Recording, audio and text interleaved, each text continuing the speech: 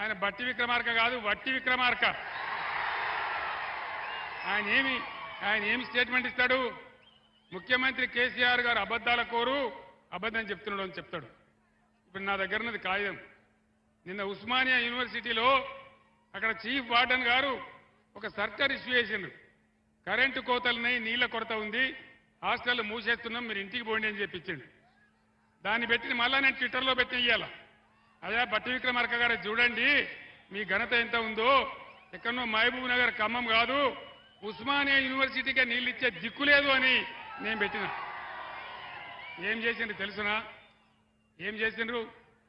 ఆ chief warden ఎవరైతే ఉన్నారో ఆయన నిన్ను ఎందుకు సస్పెండ్ చేయొద్దు అని నోటీస్ ఇచ్చింది.